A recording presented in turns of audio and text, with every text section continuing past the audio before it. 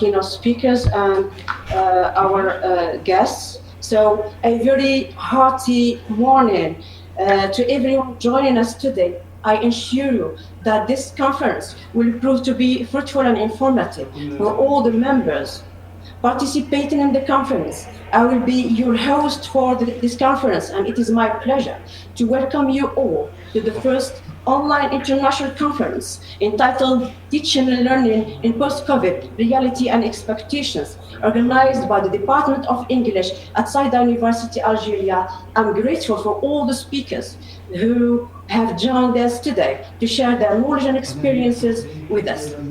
I'm extremely overwhelmed to have this opportunity to address you all and welcome you all to the conference. It gives me immense pleasure to kick the 2 days of the conference by heartily welcoming everyone.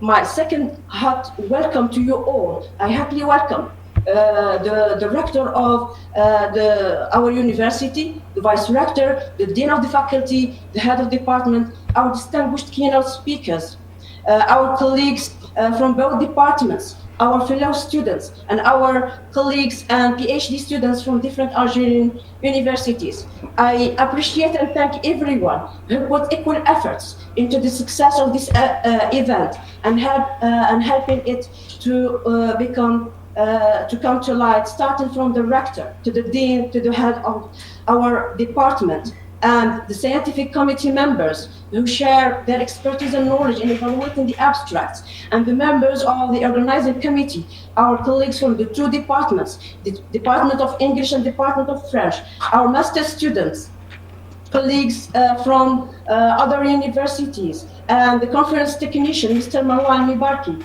Their help and support are noticeable in organizing the conference and bringing it to light. Thank you very much indeed.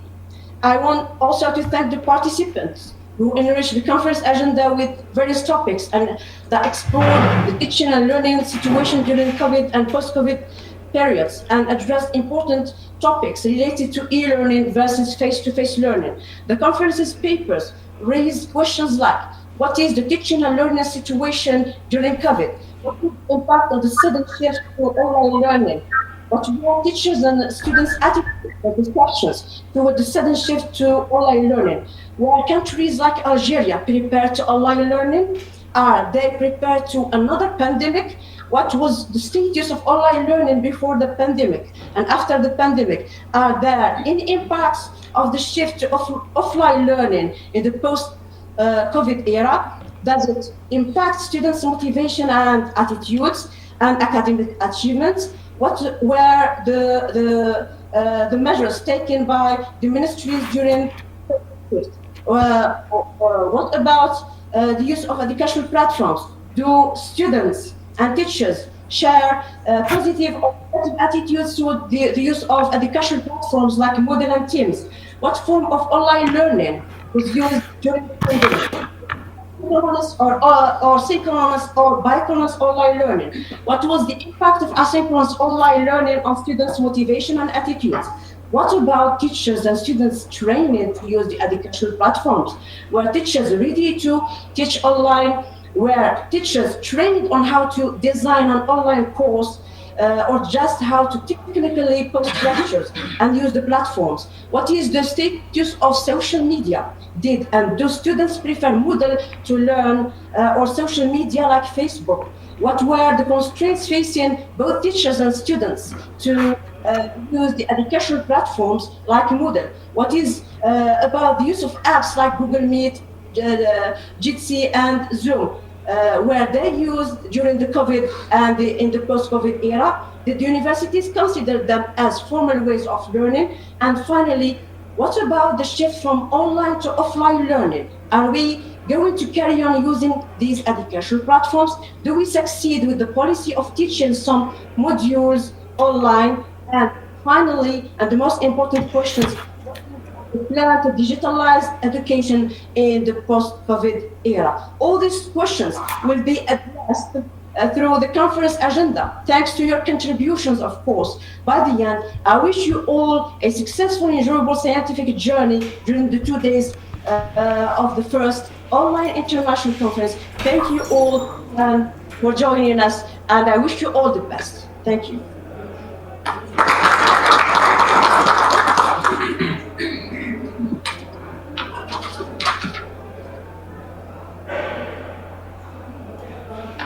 I'm sure today's event is an opportunity for our teachers to spread knowledge, share their feelings, engage with one another, and the community. It is also an opportunity for our guests to come together to learn, reflect, and celebrate the value and importance of research in our Algerian society. Now, it is my pleasure to introduce our esteemed head of the department, Dr. Kamal Nasri. Dr. Kamal is here to share some words of encouragement for all of us today. Please give him a round of applause.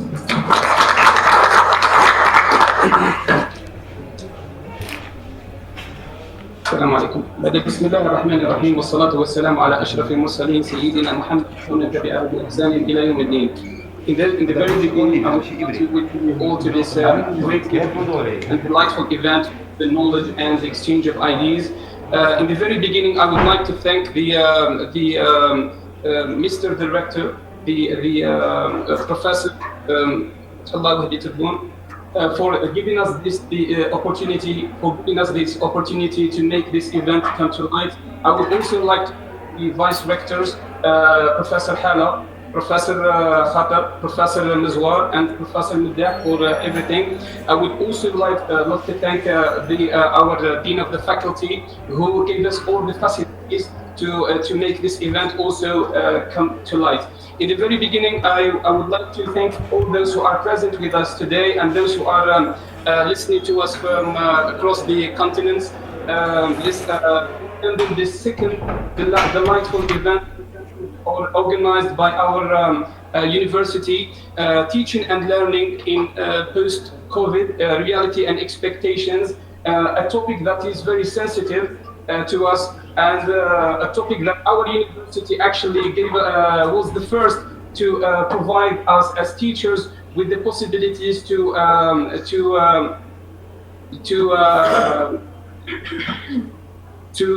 challenge this.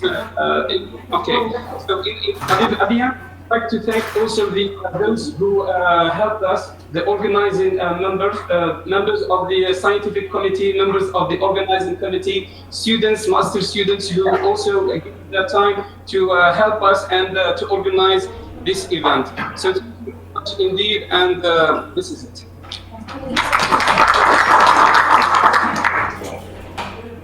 Thank you so much. I'm also honored to have with us the Dean of Faculty of Letters, Arts and Foreign Languages. As our institution with great give a warm welcome to Professor Saida bin Yahya as he shares his thoughts with us today.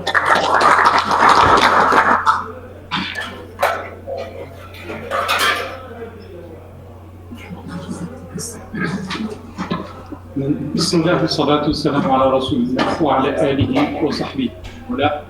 السادة والسيدات الحضور من طلبة وأساتذة، السلام عليكم ورحمة الله وبركاته. أول ما يمكنني أن أبدأ به هذه الكلمة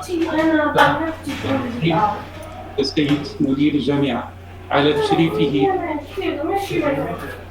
فعاليات هذا الملتقى وإعداد افتتاحها، كما أشكره على الجهود التي يقوم بها تسهيله لإجراء هذه الفعاليات العلمية.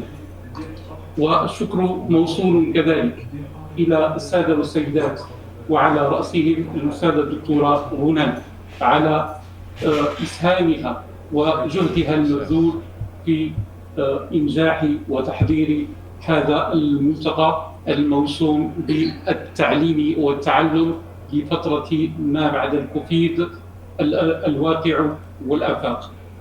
إذن دون إطالة أقول كلمة حق، وهي أن جامعة سعيدة كانت سباقة في هذا الأمر، إذ أن التعليم عن بعد كان في هذه الجامعة حتى قبل جائحة كوفيد، الشيء الذي سهل الأمر خلال هذه الجائحة، إذ كانت هناك الأرضية موجودة وطرق التعليم كذلك موجودة، مما لم يخلق للأساتذة ولا للطلبة إشكالا في مواصلة دراستهم خلال هذه الجائحة. أعيد الشكر إلى السادة والسيدات القائمين على هذا الملتقى من لجنة علمية ولجنة تنظيمية. ودون إطالة أعيد الكلمة إلى الآنسة التي تنظم. فالسلام عليكم. Thank you so much, Professor Saida. We are also honored to have with us the rector of our university, Professor Fathallah Tebboune. Professor Tebboune played a vital role in granting us the chance to exchange knowledge in a safe environment of learning and growth. Please welcome Professor Tebboune as he takes the floor to share his valuable insights with us today and declare the start of this remarkable day.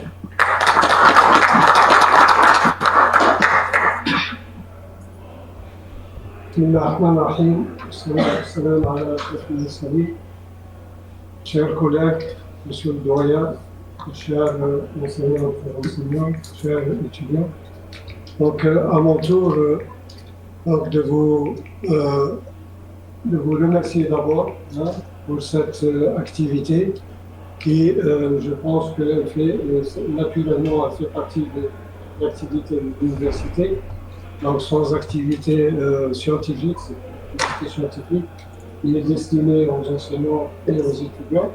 Donc, je pense que nous sommes dans la bonne ligne, la ligne juste, qui va permettre à notre université d'être plus visible et de donner aussi l'occasion aux étudiants d'écouter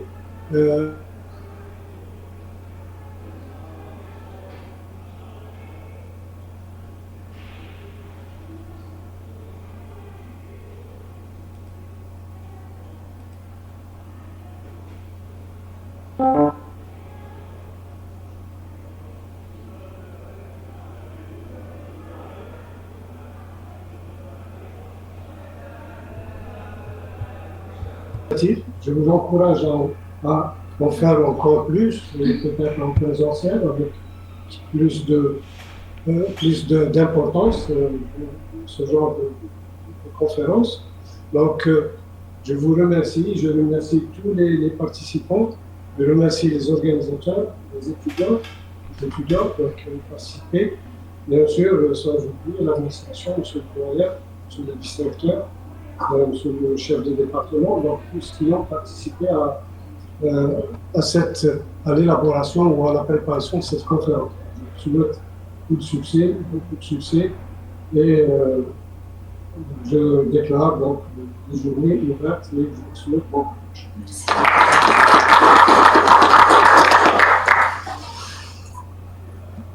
I would like to take a moment to express our sincere gratitude to the members of the organizing committee, the members of the scientific committee, the moderators and the coordinators who worked tirelessly to prepare for our first international online conference. Without any further ado, أود أن أبارك لجامعة سعيدة لبداية موسمها المشرفة، ففي أول مشاركة وطنية جامعية للتناظر وبعد التنقل لجامعة الأغواط، تحصل الفريق US كلوب على المرتبة الثالثة وطنيا بعد احتكاك اللقب عن جدارة واستحقاق. أود أن أشكر السادة الكرام نيابة عني مع زميلتي محبوبي أسماء، بدءا بالسيد مدير جامعتنا، السيد عميد كلية الآداب واللغات والفنون، السيد رئيس المديرية الفرعية للنشاطات الثقافية والعلمية، السيد رئيس قسم اللغة الإنجليزية والنواب الكرام. ومبارك لكم افتكاك المراتب الأولى في المحافل الدولية والوطنية.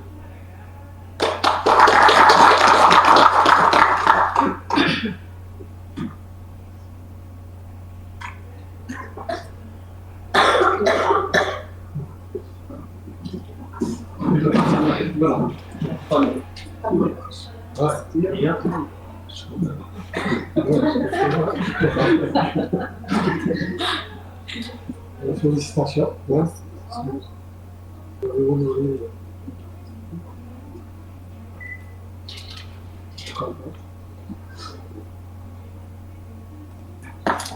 طالب التاني.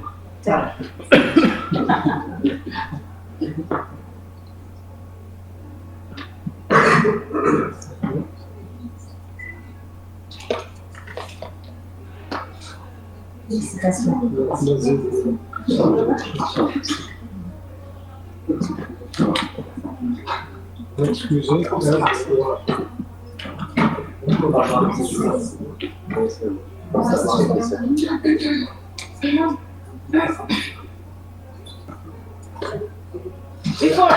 Without any further addition, before I leave the stage to Dr. Ramid to officially start this notable day, I would love to say I wish you all continued success, fulfillment, and a future filled with remarkable achievements.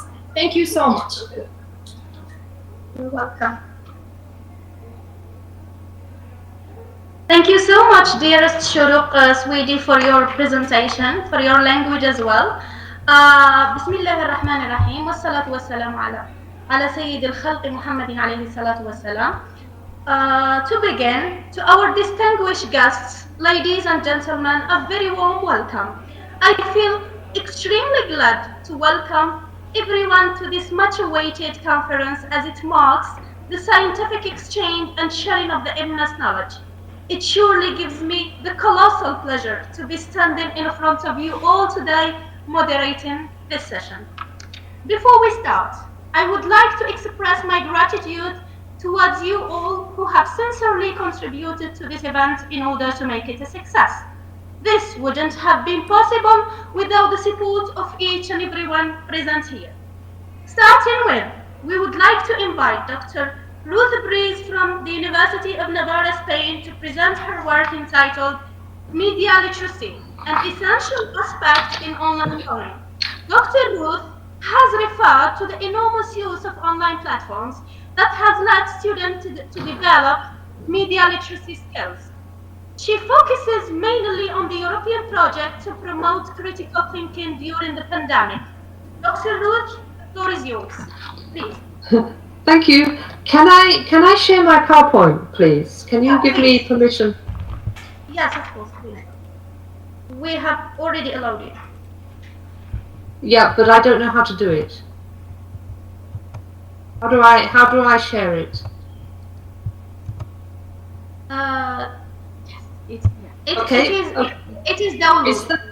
But sorry, but I need to be able to move from one slide to the next.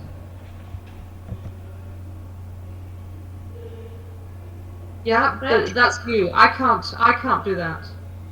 Can I do it? Yes, it's okay. It's okay. It's well shown on the screen. Yes, thank you, but I need to be able to control the PowerPoint so that I can move from one slide to the next slide. We can still ask Can you give me permission? You have the permission, Dr. Ruth. No, I don't. I don't have anything on my screen. You have the permission.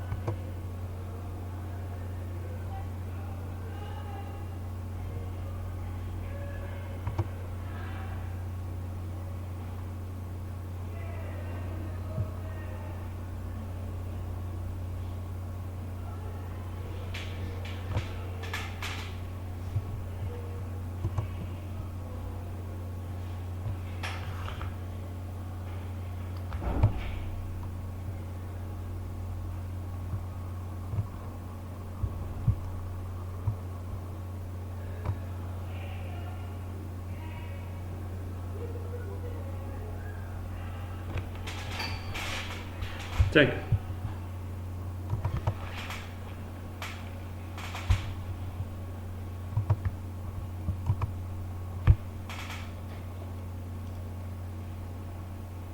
Of our European research project, which is called Committed. You can see the logo on the screen, because I think our results are interesting and useful for you and for your students and for all of those who are training to be teachers or to work with young people who are constantly subjected to a huge amount of information on the internet and often don't know how to deal with it.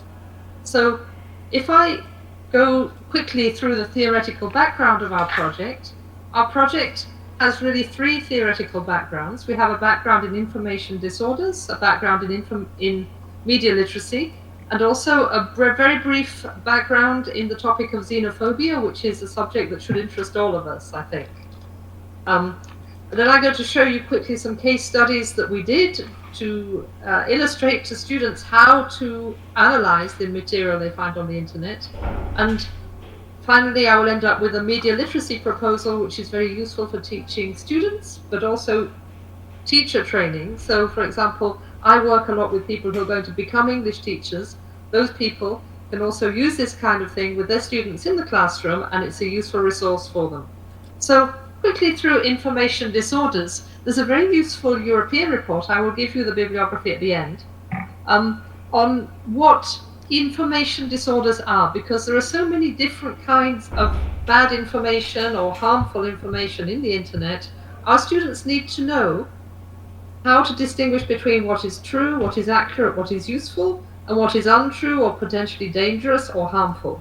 So, as the European Union has been very interested in this, we have several reports which try to analyze all the different types of what people often call fake news, but it's more than fake news.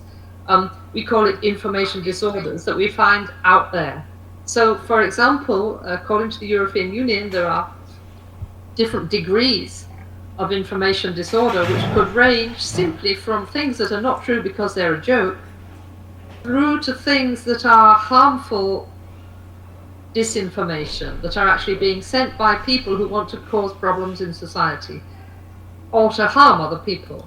We also find an attempt to distinguish between information that is simply not true and information that is harmful. So we generally work with three categories. We work with the category of misinformation, things that people send that they are not sure whether they're true or not, and it turns out that they're not true, but it's somehow trivial.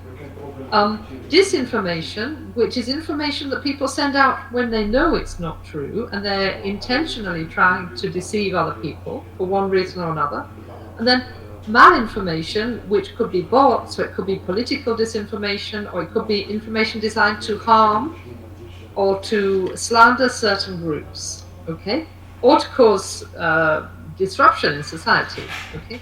And then beyond that, we also look carefully at the category of hate speech. Hate speech is public speech that expresses hate or encourages violence towards people or groups based on, for example, race, religion, sex, sexual orientation, and many other things, right?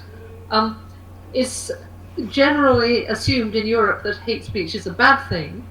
It also overlaps with untrue information, misinformation and disinformation, but it foregrounds hostility, whereas the terms misinformation and disinformation tend to foreground accuracy.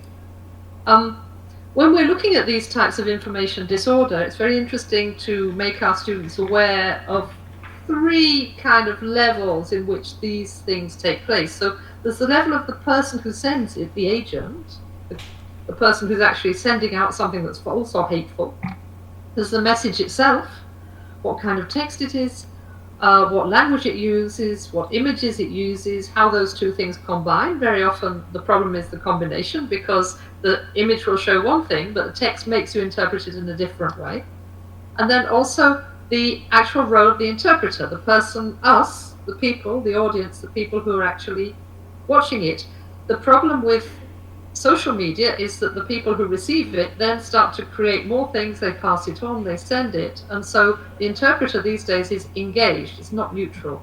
So these three levels of creation, production and distribution tend now, in the 21st century, to be, if you like, interrelated in a way that they were not in the past. So when you produce something and distribute it, then people produce more things and distribute them, or they resend what you create, and you get a whole circular process by which disinformation becomes magnified and distributed and reproduced as people receive it, add to it, and send it on. Okay, media literacy is another important concept in what we're doing, and what it means is learning to think critically about the things we see in the internet. So when people receive something in TikTok, in Instagram, in Telegram, I don't know what you use most in Algeria, they need to try to develop a critical spirit to what they've seen there, yeah, and think, could this be true? If it's not true, I'm not going to send it on. If it is true, or if I'm not sure, what do I do to check that information? And so we need to develop and make sure that young people develop a critical attitude to what they find. Media literacy basically builds on the term in English literacy, which means being able to read or write. But in media literacy means being able to decode the media messages, understand what they say, they show, and the systems in which they're produced and reproduced. And then also to be able to assess the possible influence of messages on the thoughts, behavior, and feelings of the people who receive them. It might also mean, on a higher level, being able to create media in a responsible way. Okay. And then my third theoretical, if you like, background is in xenophobia. We can all be aware of xenophobia. I think we all know that in all our countries there are different kinds of hostility to people who are a little bit different, particularly racially different, have a different religion, have a different background. There's a long history of research on the representation of different ethnic groups in the media. We can look at a lot of research, for example, in Britain, from these authors here, who are all very, very good researchers. Also in Europe, in Spain, in Germany, in Italy, there's a lot of research, and in the United States. There is a lot of research on xenophobia and hate in social media, and very recently, there's been research. I actually edited a book with Andreas Musov about the way that different migrant groups were portrayed during the COVID pandemic. And this is where the starting point for our European project can be found. Because the project, oh dear, my image, oh yeah, that's right, it's appeared. The project is basically a European-funded project about the way that migrants and minorities were shown during the COVID pandemic and how we can educate people not to react badly to those things. Because I don't know how it was with you in Algeria. In Spain, we had very, very strict COVID restrictions, laws, limitations. We were really not allowed out of the house. And so people spent a very long time surfing the web. One of the really notable features of the new material appearing on the internet and in social media during COVID was the way that different ethnic groups, particularly in Spain immigrants, but in other countries it would be the typical ethnic minorities or people of a different religion, were being blamed for spreading COVID. So, for example, in India, there was a very damaging media campaign about how, according to some Indian groups, the Muslims were spreading COVID, and this led to rioting in which about 100 people were killed. And so we shouldn't underestimate the danger and the potentially explosive power of the kind of messages that circulate in social media. People think social media are actually trivial, but they're not. So we worked on case studies, and we found case studies from several different cultures, from Spain, from Germany, from India, from South Africa, from Portugal, and many others, right? And we found that many different messages were circulating in the internet in which ethnic minorities and immigrants were being blamed for circulating the disease, which is obviously untrue because they were just as likely to have the disease as everyone else. But because their habits are different, their way of dressing is different, their appearance is different, maybe they're poorer, it was a message that made people very hostile to migrants, immigrants, and others in general. So what we did was we found some very typical case studies. And in each case study, we analyzed the strategies that the people were using to make those people seem dangerous. And so I'm just going to talk you very quickly through the different strategies. In one case study, this is a case study about the infected migrants, for example. This is a German example. And we have also Spanish examples that are very, very similar. And generally the idea is to make people afraid of the others, about the foreigners or the migrants, because they are more likely to have COVID. And this is given a lot of power through several different strategies. So one strategy is claiming authenticity. These messages often go with something that says, we know this is true, we've seen it. Somebody, my friend heard it, my friend works in a hospital and he says. So this claim of authenticity Then impact, of course, we are all linguists, we are interested in language, and impact is created using special types of language, and particularly the rhetoric of quantification, talking about overcrowding, but also metaphors, like metaphors of infection and infestation, and metaphors to do with numbers, about massive quantities, swarms, this type of thing, but also images, so the combination of visual and verbal rhetoric. Then we also have proximization strategies, which emphasize a threat to us. There were many examples that seem to imply that this is happening in your area, in your street, in your home. Attributing blame so that people become angry. So, for example, the immigrants are always illegal, so we get angry about this. And then activating and reinforcing some xenophobic attitudes that already exist. So the idea is that we know in a certain society, for example in Germany there is a lot of hostility to migrants from Syria because there were very many at one time and they didn't seem to fit in well.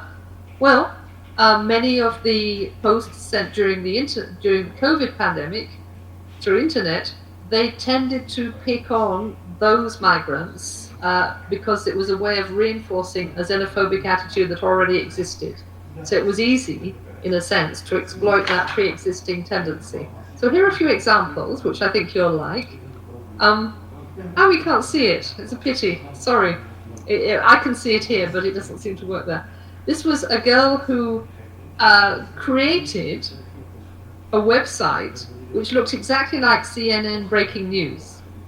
And she created a whole fake news broadcast in which she claimed that a new variety of the COVID virus was coming from Colombia. There she is. I can see her now.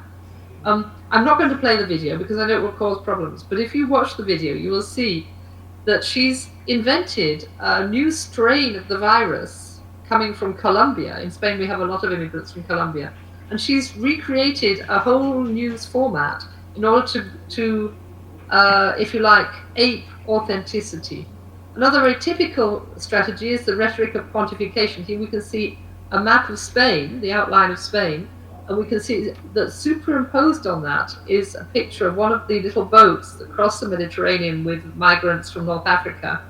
And it makes it look as if Spain is being filled up, completely crammed full of migrants, and the implication is that they all have the disease because they're all very close together, and at this time we all had a social distancing of 2 meters. Another of the strategies is the strategy of proximization. This example is in Spanish, but this was a kind of message being sent constantly through WhatsApp, in which it always seemed as if it was coming from a friend, because WhatsApp is a very intimate medium. But in fact, it didn't come from a friend. It was being circulated, and it was always saying they're in your street, they're infected, they've escaped from the police, they've escaped from a hostel, and now they're running around in your town. You know? And so this was a strategy of making it seem very close to you. And then here's a fourth strategy, which is blame. So, for example, this one is looking at some migrants who are coming in from the sea, and there are some people on the beach very surprised at these migrants who just arrived in Spain. And the text indicates that the migrants are free and they do what they want. We're being restricted by the police. We're staying in our homes. We're not allowed out. And this makes us angry. It makes us indignant. It says, we do not deserve this, is what it says. And then the final one is activating pre-existing xenophobic attitudes. And so this is from the Indian hate campaign that I mentioned before. They actually had a hashtag called the Corona Jihad. And you can see that it's a very offensive cartoon because it's actually insinuating that the Muslim population in India previously was destroying India by bombs, and now it's destroying it by the virus. So you can see how it activates previous and pre-existing prejudices. In fact, in India, there were many examples like this. And so this is an example of a video which combines several of the strategies, because it seems as if these men are contaminating food. In fact, they're probably just cooking. But what it does is it creates a very strong feeling of fear in the people watching, because it looks authentic. It's a video, right? The blame, clearly it's blaming the Muslim population. Proximization is clearly it's our food, our health. and the xenophobic attitude or the anti-migrant and anti-ethnic minority attitude is very clear. And so we looked at all these things and we found many examples, and then we thought, well, the important thing is not just to show the examples, but to train people with some strategies so that they can look at each example and think, well, why do I know? How do I know that this is not true? And so this is where media literacy comes in. The project consists of a proposal for media literacy activities with teenagers and university students, and the proposal goes through basically 4 stages. So the first stage that we've used quite a lot with our students are maybe 18 or 19 years old, so they're not very mature, but they're more mature than school children. We could also use this with school children in a slightly different way. So the first thing we would do is start with a naive reaction. So what would somebody spontaneously think when they received a message like this? What emotions would they feel? What kind of associations would they make? What underlying attitudes or feelings might this post evoke? Okay, and so we start with that. What is kind of the spontaneous and naive reaction? Okay, and then we think, now let's take a step back. In the second stage, we have to think, is the information reliable or not? Now looking at it as responsible adults here. Is it reliable? What strategy is it using to make it seem authentic, to make it seem important, to give people a sense of fear, to attribute blame, and to connect with previously existing stereotypes? And that becomes much more analytical and more interesting for the students, and they can show their own knowledge, their own feelings, and their own analysis, right? And then we put them in a situation where they have to explain to someone else. So the third stage is to imagine that a younger member, or in some cases an older member, because there is a debate in Spain about whether young people are more susceptible to social media or older people are more naive when they read social media. We know more, but somebody who knows less, how would they react, and how would you explain to them what's happening? And so in our third stage, we ask them to imagine a younger member of their family and who seems to believe what it says in the social media. How would you explain to them what's happening? How would you explain to them about the dangers of circulating this information? What damage might it do? How could it harm innocent people? And then as a final stage in the class, we talk about how we could take some measures to prevent the spread of this kind of information. We could ask them to do a little survey and find out what kinds of information that's untrue or damaging most circulates in the groups in which they are involved, and which kinds are most harmful. What you could do if you see a post about something that's dangerous, and whether it would be right to censor social media. That's a hot topic here. I'm sure where you are, people also argue a lot about censorship.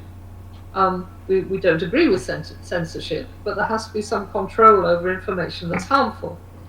And so in conclusion, I would say that social media present new challenges that are for education in a big sense and for critical thinking, not just, how does it work, but what are the social consequences of this? Social media are part of society, and all the dangerous and bad and negative things that exist in society also exist in social media, and they spread more quickly. So it's all about speed of response.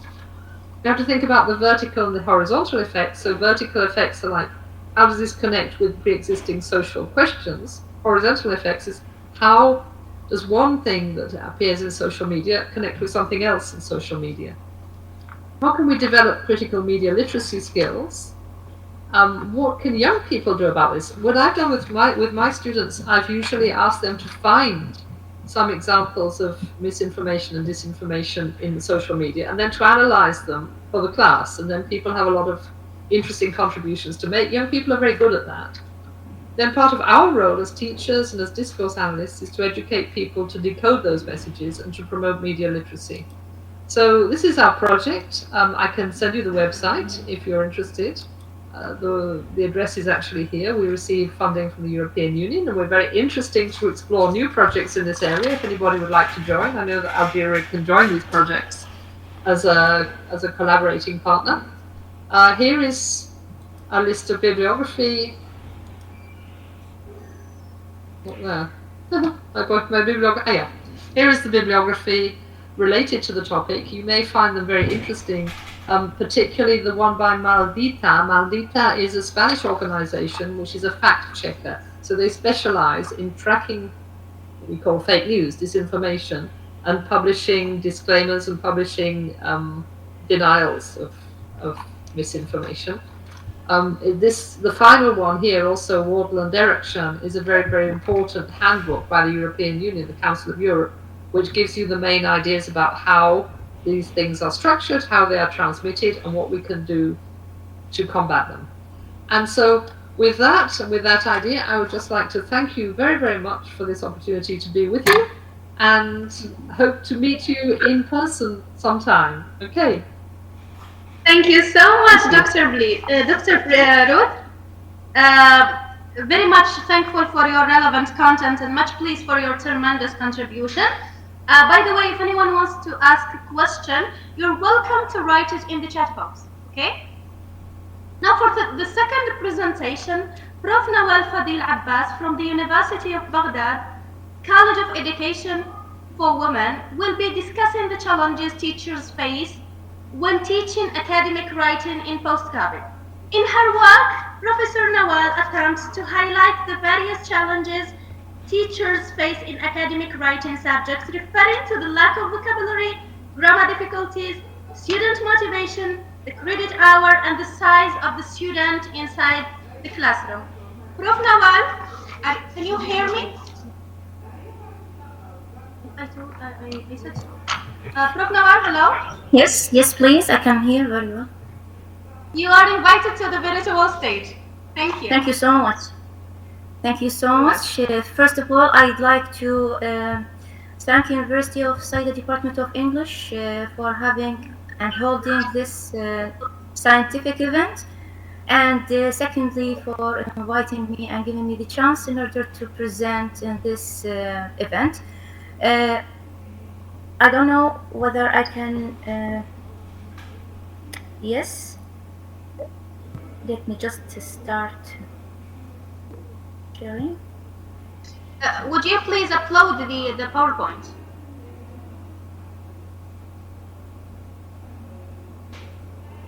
So, can you see it, my dear?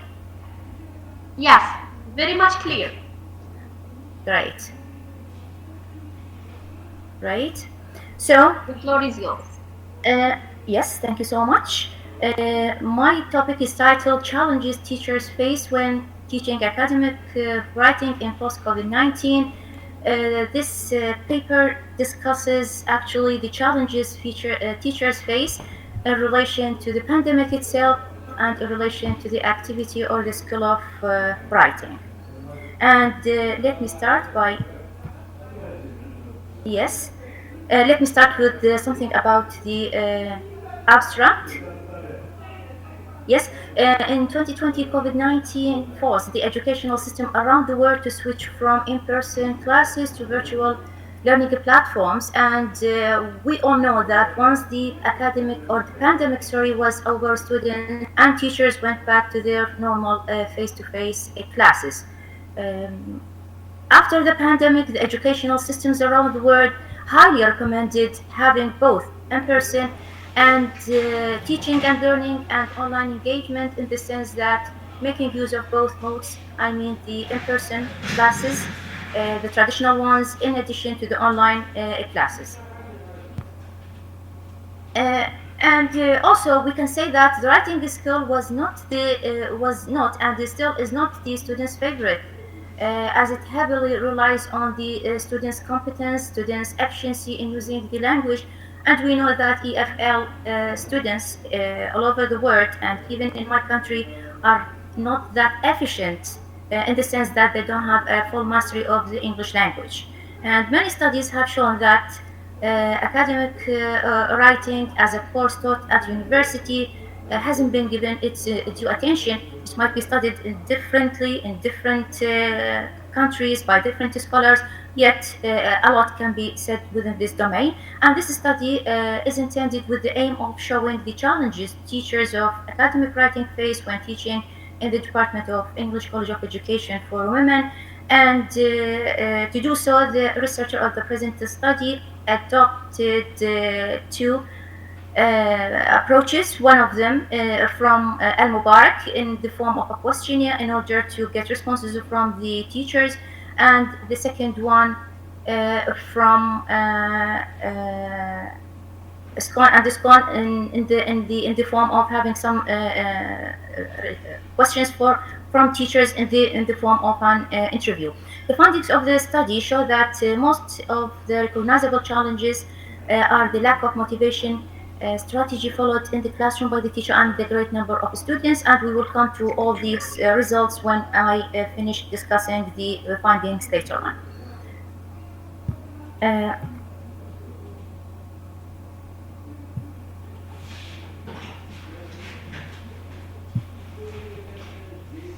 Okay, the idea in the introduction, I can say that the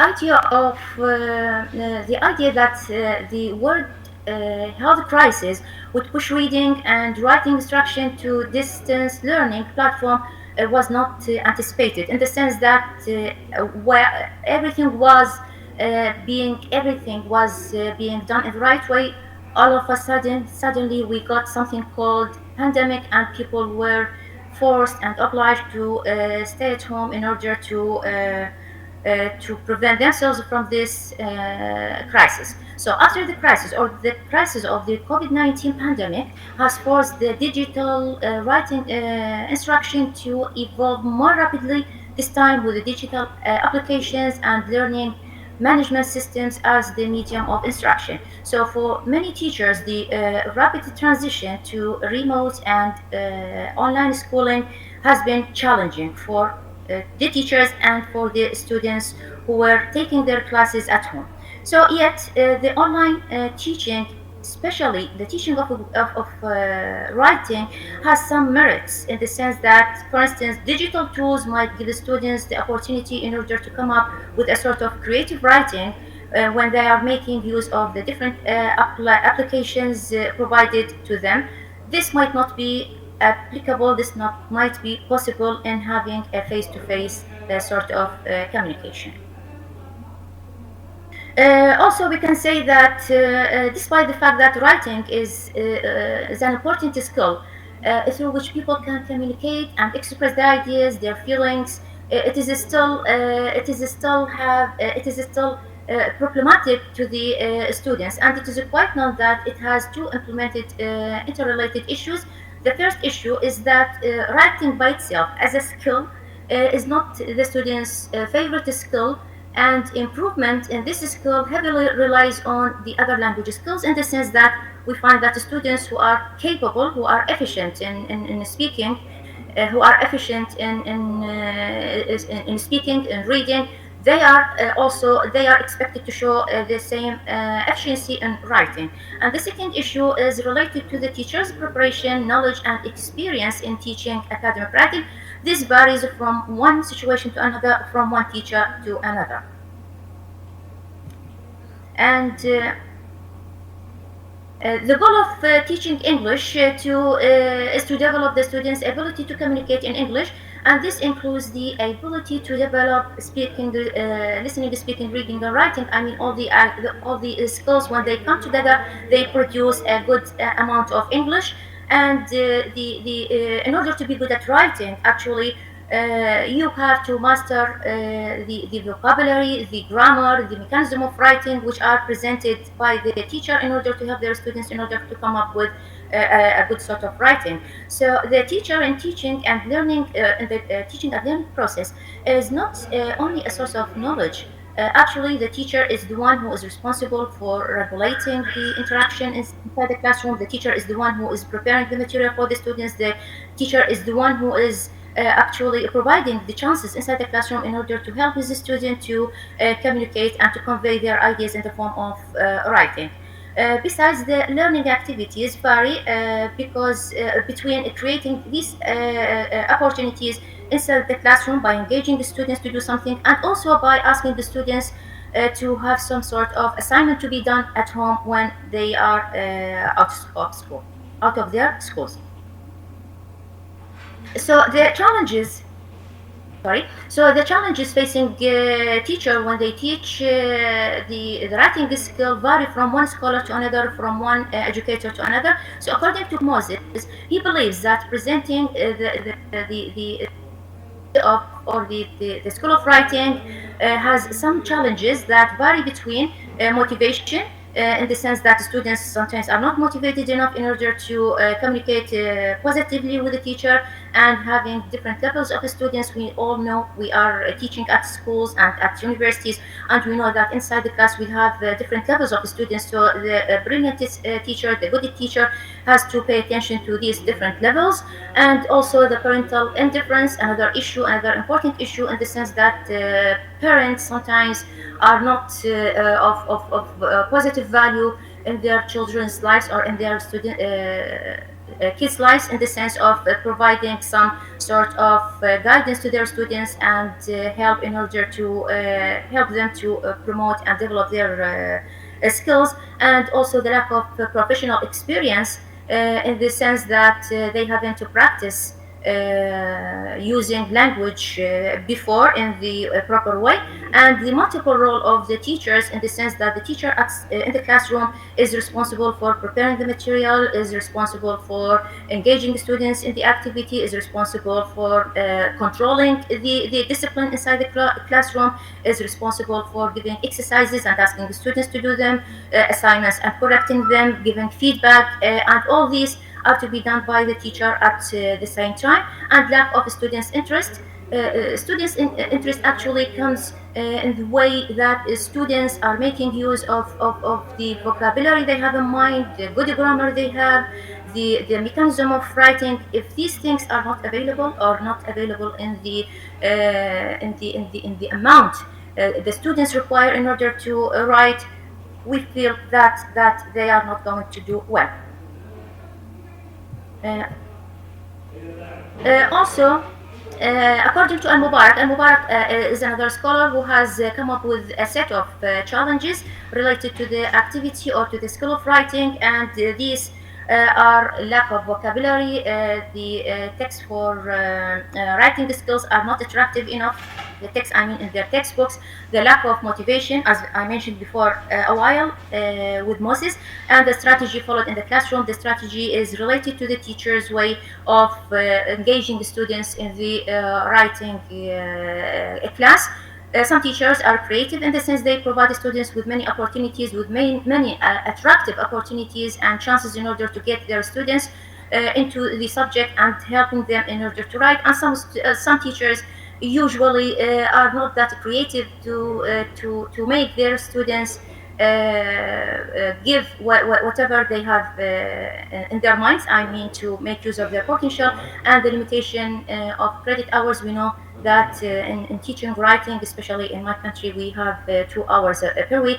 2 hours are not enough, or the 2 hours are not enough for students in order to develop, especially if they are studying English as a foreign language. And number of students in each class, when the number of students is very large, it becomes difficult for the teacher to control the class, to give each student due attention, to give the feedback for every student, and to give enough exercises and assignments, and to assess them later on. The mother tongue interference is really problematic with the EFL learners, since our students got the habit of thinking in Arabic, and writing in English, and this by itself weakens their writing. Also, the teacher's competence in using devices in teaching, though the most of the teachers used the online teaching, but a large number of students still are not capable of using these devices in the sense of, I mean, all the devices in the right way in order to make real success in the teaching of writing. And also the intensive writing exercises and teachers' regular assessment. This is another point related to the creative and good teachers. Online learning, because of the rapid development of technology, online learning has become easier since it relies on a device, and this device is connected to the internet, and this device can be found inside the classroom or outside the classroom. And even if it is not available in the classroom. So teachers can rely on these tools in order to help their students to make use of them once they get home in order to do a sort of assignment. And online learning is a learning experience in either synchronous or asynchronous environment. The synchronous environment when there is a sort of direct contact between the interactions between the teacher and the students, and in this case the teacher can face his students and is direct in giving the lecture and providing them with the teaching material, and is capable of providing them with instant feedback once he needs that.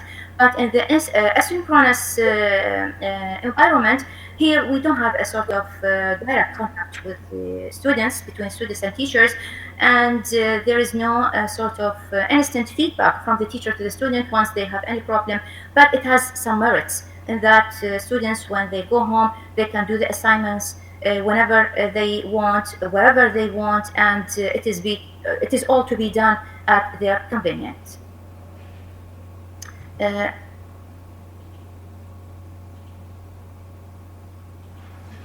Because the rapid development of the world, especially in information and communication technology, has encouraged various educational institutions in the world to use the e-learning systems in order to increase the level of effectiveness on the side of the students. And e-learning actually refers to the delivery of the learning material to students, to any student, anywhere, anytime. So it makes the communication more flexible and effective in the sense that students have the total freedom in order to go back to the teaching material whenever they have time to do so. And also on the part of the teacher, it gives him the chance in order to evaluate their assessment or to evaluate their performance or writing, later on outside the classroom. I mean the hours which are not to be done at school or in the classroom. And the learning process actually needs to it is to be called a two-way interaction when both teachers and the students are available and have a sort of full-time or appropriate class. But sometimes the content in the online, this is one of the challenges. I mean, one of the challenges in having online learning is that students sometimes are exposed to theoretical material rather than practical. And this might not give the students enough time and effect in order to, or effort, sorry, to practice the language effectively.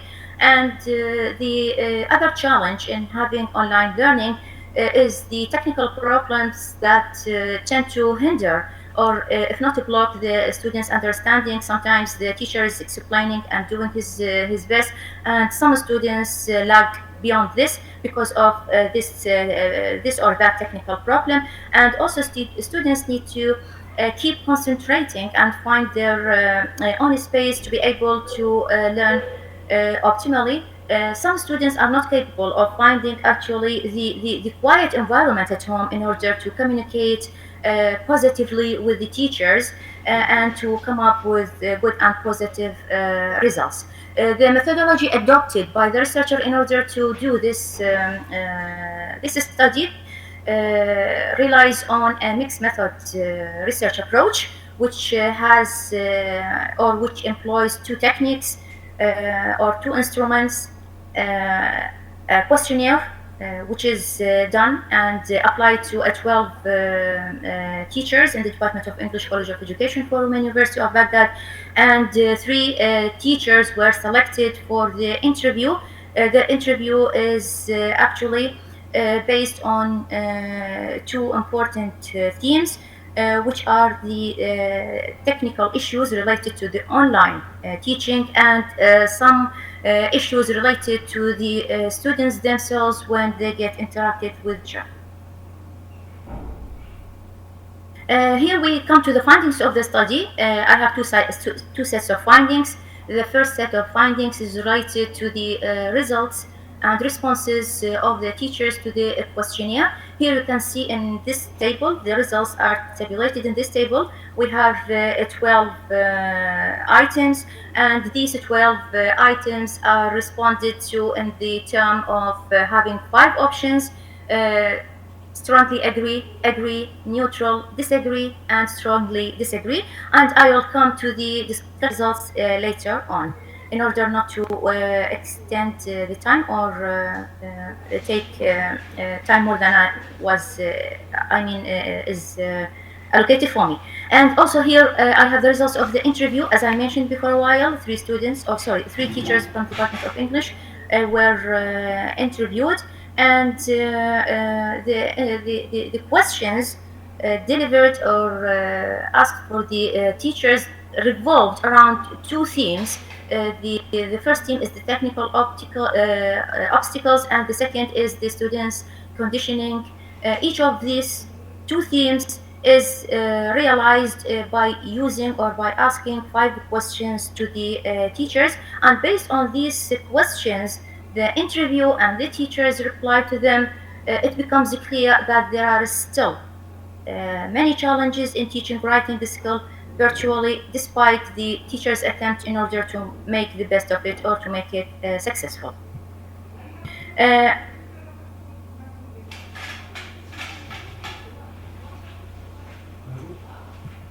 Now I come to the conclusion, and I can say that despite the problems that appeared during COVID-19 pandemic, educators all over the world paid great attention to continue making technology, or to continue making the use of technology and keeping the online activity even in the minimum possible level, and by saying in the minimum possible level, in order not to lose the track with the technology, because as I mentioned at the beginning of my presentation, that the pandemic is over, but there is still a chance of God forbid, having it again in the future. So if we are not equipped enough in the right way and have good use of the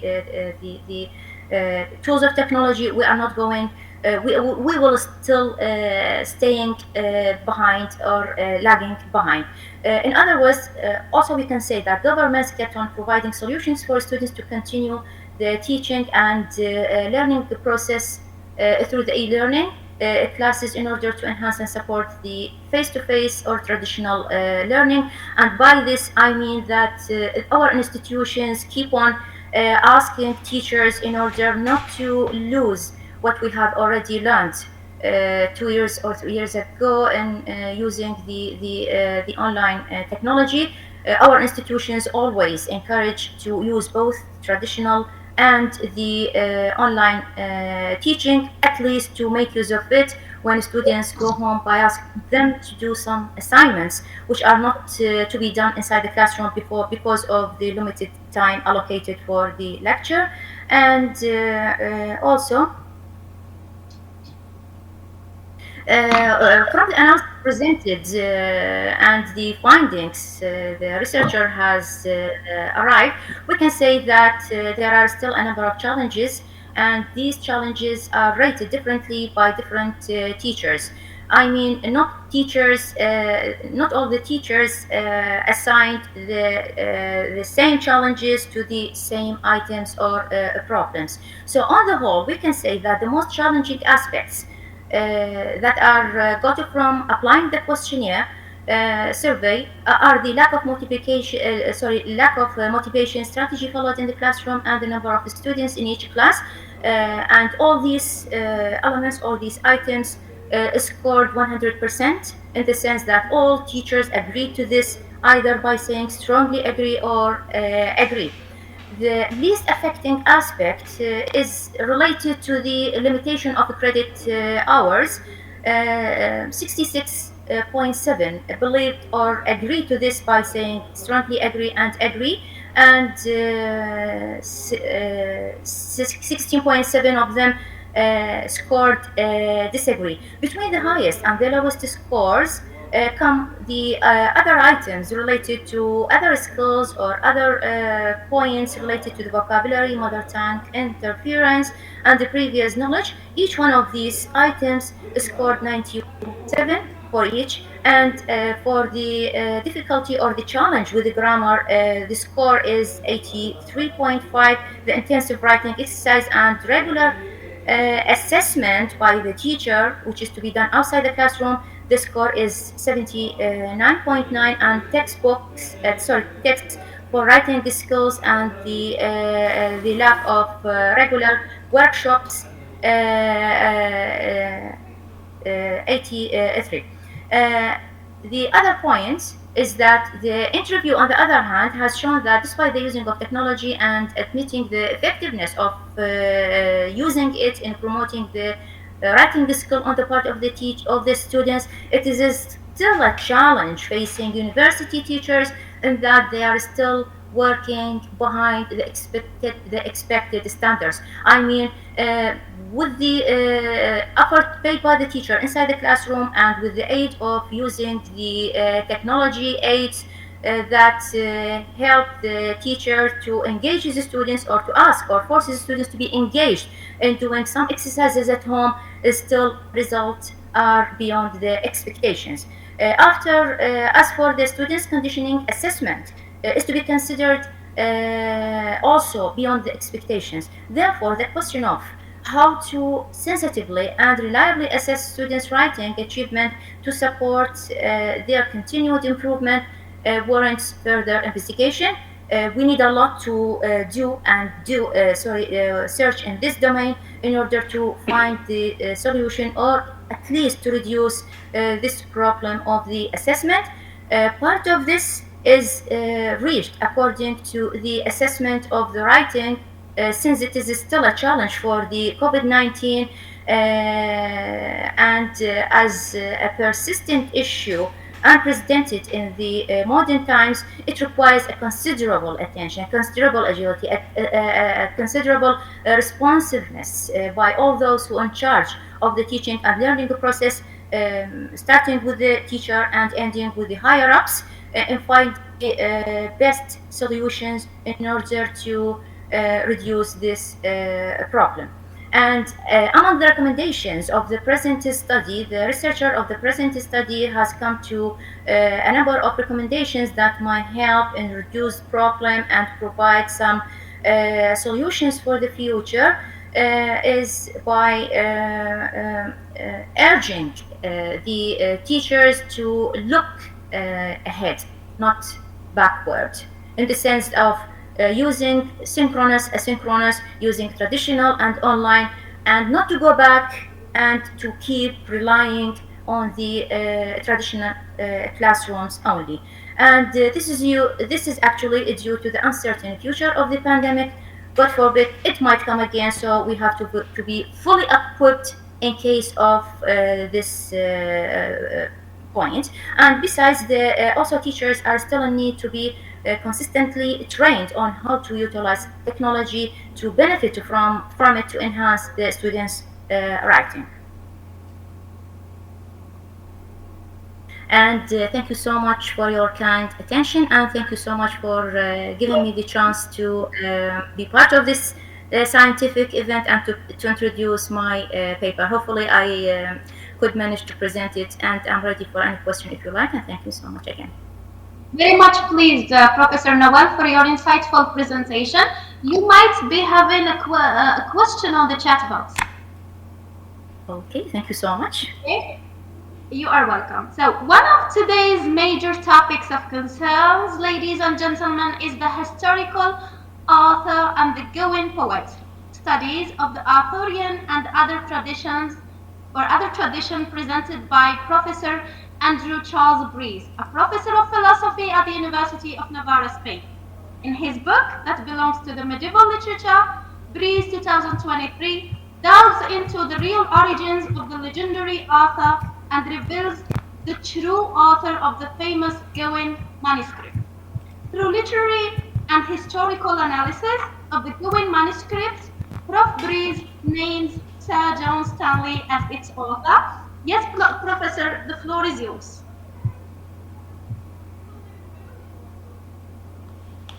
Hello? You need to activate the mic.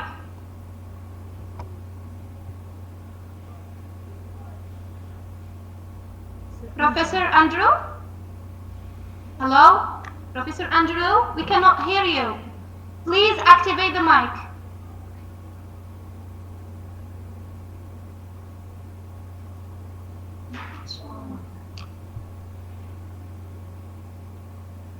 Professor Andrew, please. We cannot hear you. Please activate the mic.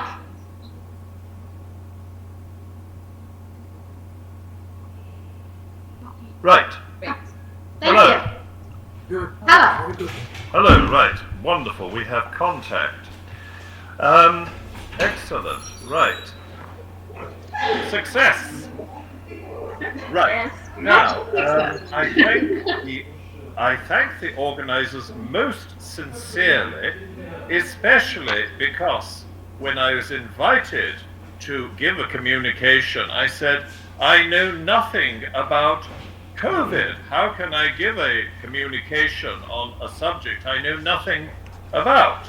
So your organizers were very astute, they were very clever, and they have asked me to speak about something I do know about, which is King Arthur, and so on. So we move away from COVID to something that seems rather different, but I hope there are lessons for all of us.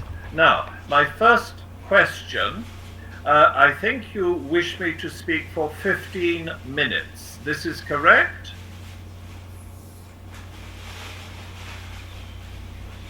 Hello? The floor is yours, Professor Andrew. You take the time as you are free. I ask about the You are length free. of time, which is, I think, 15 minutes. This is correct?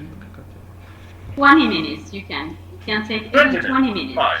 We know where we are. Right. I want to divide what I want to say into 3 parts. First, very briefly, I wish to pay a tribute to Arab civilization, to Arab culture. In the second part, I want to talk about King Arthur.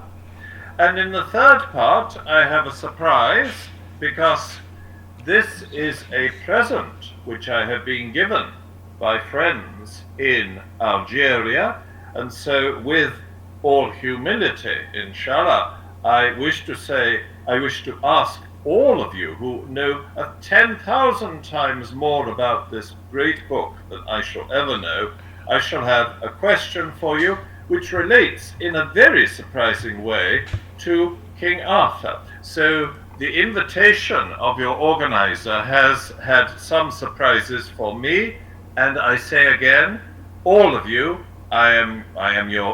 think of me as your pupil, not your professor, because I have so much to learn from all of you. You know things, 1,000 things, 10,000 things that I do not know. Right, so the first part. A few days ago, I was reading about the great scientist and medical scholar and philosopher whom in the West we call Avicenna, but my book says formally we call him Hussein ibn Abdullah ibn Sina. He was living 1,000 years ago. He was writing, as you will all know, in Arabic. He was the greatest doctor of his age. He is one of the greatest doctors who has ever lived, and so I invoke his name to show what all of us have to learn from the Arab world and from Arab learning. So that is my salute, that is my tribute to Arab civilization, Arabic literature and science. Right. Now for the second part. Well, everybody has heard about King Arthur. There are films about King Arthur. I think in one film, even Sean Connery, the actor, he was getting a bit old to play the part of James Bond.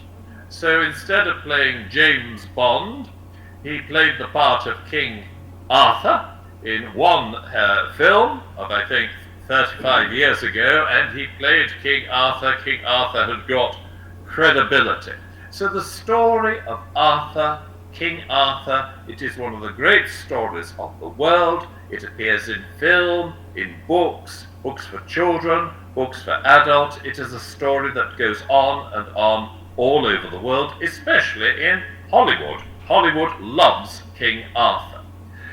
But the question that people sometimes ask me is, did King Arthur ever exist?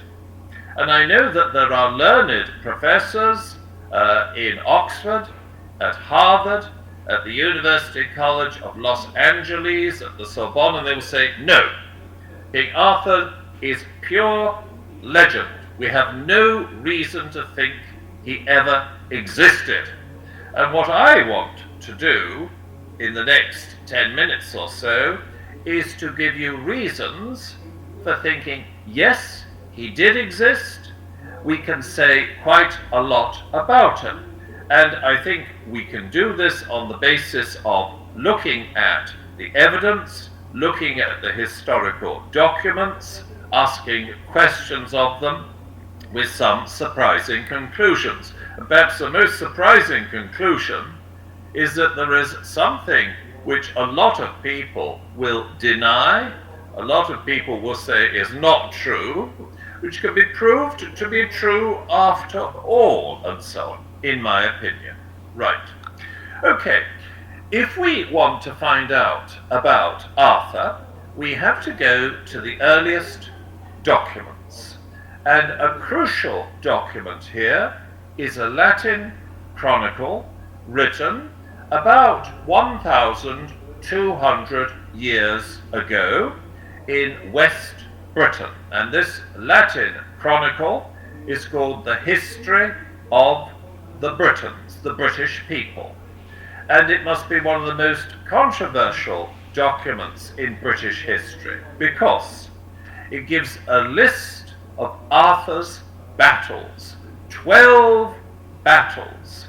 And even Sir Winston Churchill, besides being Prime Minister on 2 occasions, being the great, political figure and statesman, Winston Churchill wrote a history of the English-speaking peoples, and Winston Churchill was very interested in King Arthur, and he devoted several pages to King Arthur, including Arthur's battles. Because Churchill knew more about battles than most of us ever shall, and indeed, if I may say so, I hope none of us ever knows as much about battles as Churchill did from his experience. Right. And Churchill said, the names of these battles are a mystery. Most of them are in places that we cannot identify.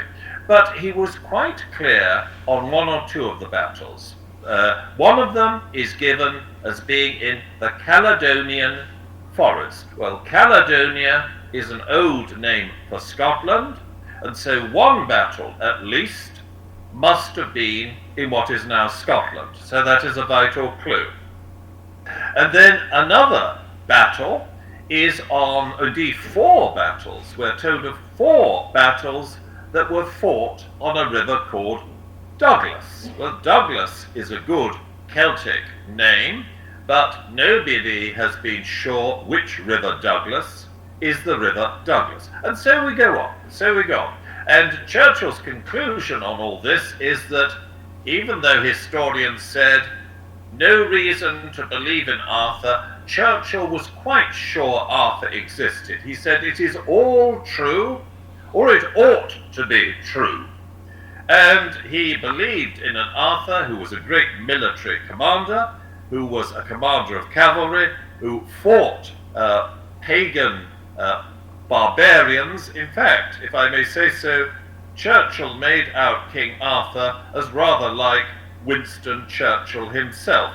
Churchill thought that King Arthur was the Winston Churchill of the 6th century. Right. Well, let's come back to that list of battles. A few years ago, I was asked about these battles, and I thought, look, if Winston Churchill could not tell you where those battles are, what hope is there for somebody like myself? But my questioner was very persistent, and so I sat down with my books, especially books on place names, which is my special field of expertise. I know nothing about COVID, but I claim to know something about place names, even in one or two cases, Arabic place names. Again, this is where all of you can teach me things.